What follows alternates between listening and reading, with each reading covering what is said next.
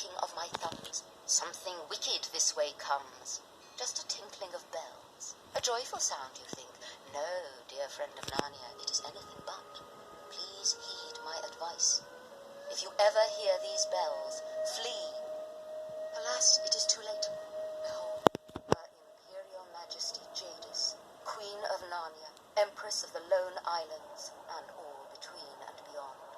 If you are trembling now, know that you are not alone in fearing her or her dark magic. All faithful Narnians hide from her in these dreary days, without even the hope of Christmas. They say she has giant blood in her, that she was once a tyrannical ruler in another world. Jadis, then Queen of Charm, destroyed her realm and all its people rather than relinquish her power over them. Uninvited and unwanted, she arrived in Narnia on the day of its creation.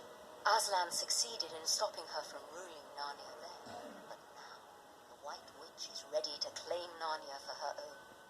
There is only one thing that the witch fears: Aslan, the Great Lion. Perhaps she has heard that Aslan is on the move. At last, a rush of bells and... You are safe. The White Witch of Narnia is gone.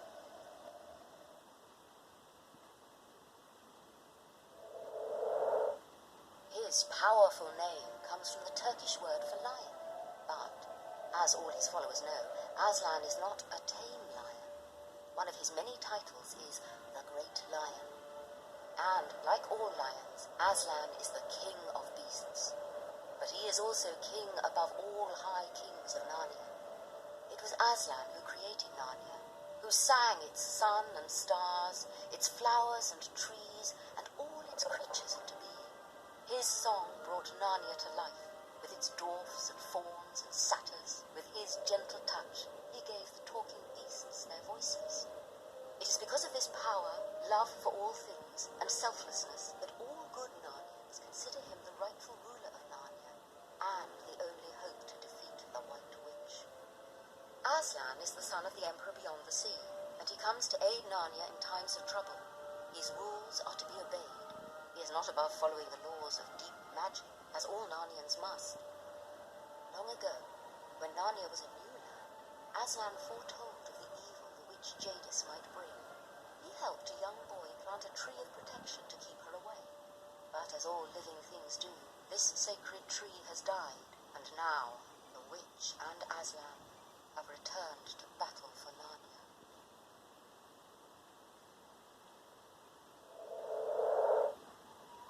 Was that a flute? Music in Narnia? Can you feel yourself being drawn to another time, another place? And you can see figures moving gracefully to the joyful music. They're fauns, half men, half goats, like the ones in Roman tales. Full of merriment, fauns are graceful and nimble dancers, skipping on their cloven hooves. As soon as it stops, you're back in the snow, in the White Witch's winter, outside a small cave. Behind the door lives the musician who's been playing his flute, Mr. Tumnus. He's inviting you in to warm up, leading you into his tidy cave. No one can make a nicer tea on a moment's notice than Mr. Tumnus. Like any faun in legend or in Narnia, he enjoys good food and drink. Even more, he loves a tune to play and a spirited dance beneath the stars.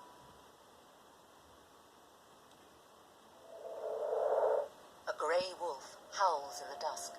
He's calling his pack to gather for the hunt. Together they run through the night, at times sprinting over 25 miles an hour to capture their prey.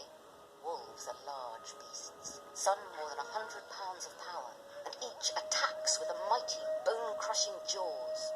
On Earth, wolves are wild creatures. They're not evil animals. But in Narnia, under the White Witch's rule, it is a different story. The alpha wolf in Narnia is more grim. He is bold and confident, the wolf who commands allegiance and keeps order within the pack. But Morgrim has aligned himself with the White Witch, and is therefore a wolf to be feared. Too often the darkness is shrill with his howl. Like a well-trained pup, he obeys the White Witch's commands, for she gives him permission to terrorize all. He is the captain of her secret police, his wolf pack of brutes and bullies. Beware if you hear him. His howl is a war cry, bragging with might and stirring his blood. You cannot outrun him, you cannot escape him, he'll find you wherever you hide. Only one can protect you, a lion.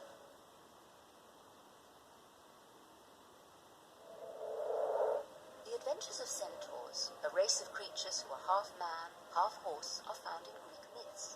One of the finest Grecian centaurs was Chiron, and the centaurs of Narnia are kin in spirit to this ancient, noble hero. Centaurs in Narnia are powerful supporters of their ruler, Aslan. They gallop to battle, using their special abilities to fight like both horses and men. They'll rear on their mighty hind legs and strike their enemies with flailing hooves, battering and scattering foes before them. Yet against minotaurs, they draw forth their swords and slash face to face, one on one to the death. Leading Aslan's warriors, General Aureus, who has helped forge the plan for their battle, he knows his keen centaurs, male and female, will not disappoint him. Their arrows fly straight and true to their mark, their swords pierce evil hearts. But in quieter times, on fair, moonless nights, centaurs turn their eyes to the sky above Narnia. Thoughtful and wise, centaurs are stargazers, mapping the movements and meaning of planets, watching the heavens for signs of good fortune or warnings of dark times to come. Many Narnian kings will rely on their knowledge and counsel.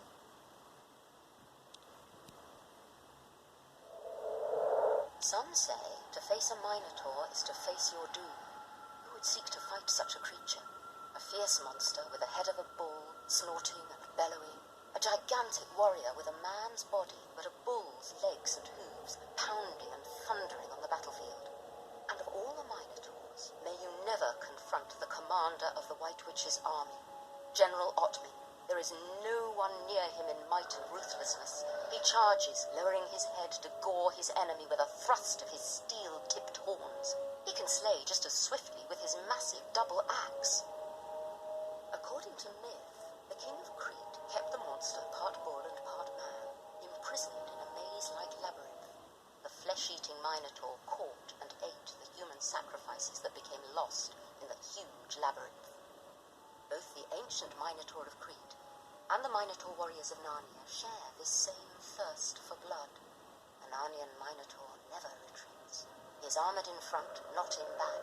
He will fight till he kills or is killed. To do less or to flee would bring shame to the name Minotaur. Remember, my friend, these words of wisdom. To face a minotaur is to face your doom.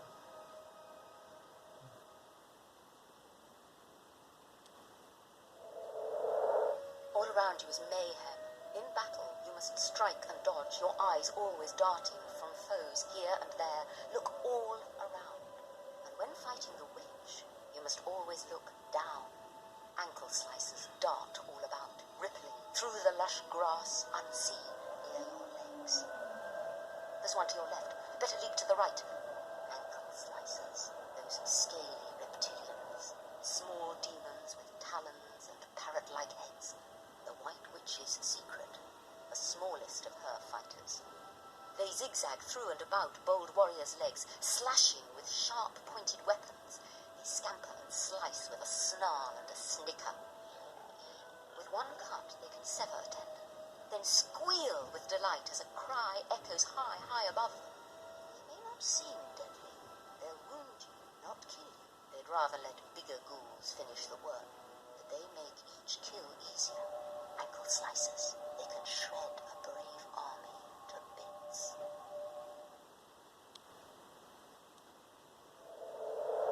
There have been dwarfs in Narnia from its first days, red dwarfs and black dwarfs, named so for the colour of their hair. Many dwarfs of both kinds have been honest, hard-working craftsmen loyal to Aslan, but some tend to be suspicious, and others not trustworthy. Even so, Ginarrbrik is a dwarf to shame them all.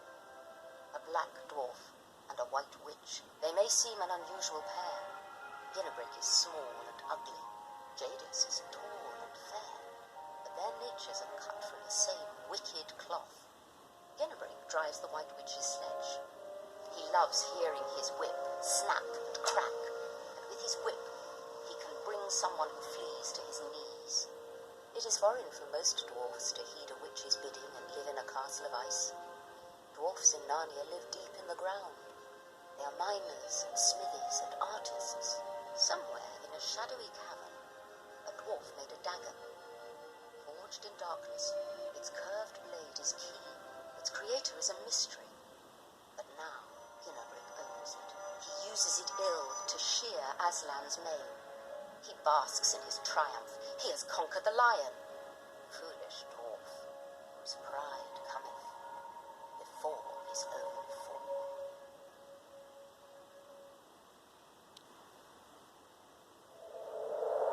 There are two kinds of beavers in the land of Narnia. Some are ordinary animals, large rodents, industrious and wild. But if you see a beaver a bit bigger than you might expect, and hear it speak to you, don't be surprised. These are talking animals, just like Mr. and Mrs. Beaver. When Aslan created Narnia and its animals, he selected a pair of each and gave them the powers of speech and reason. Mr. and Mrs. Beaver are descendants of the first pair of talking beavers. The beavers share good common sense. They're practical, ready to help anyone who needs them, and willing to do what they can and share what they have. In many ways, talking animals in Narnia lead lives more like ours than their non-speaking brethren. They cook their meals on a stone and sleep in bunks. Mr. Beaver can catch a fish as fast as anyone, and Mrs. Beaver can sew up a new tablecloth or repair a torn one, lickety-split. Like all beavers, they're hard-working and self-sufficient. You might see them walking together, paw in paw. They look like a most loving couple, and they are, as well as a pair of the kindest and bravest talking animals in Narnia.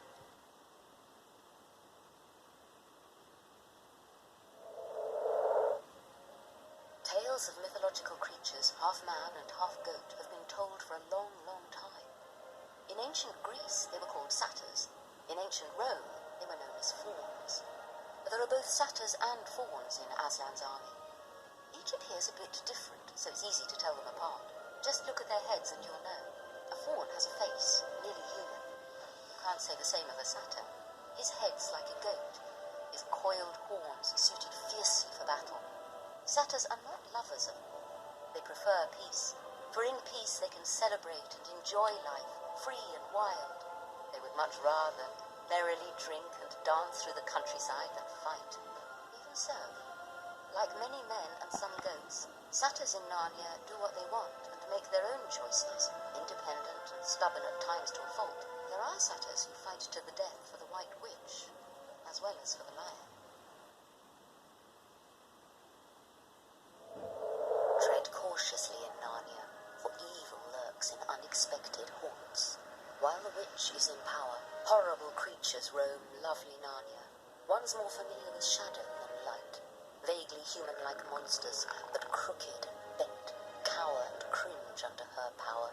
These goblins, known as boggles in Narnia, infest the land, and no decent soul is better for that.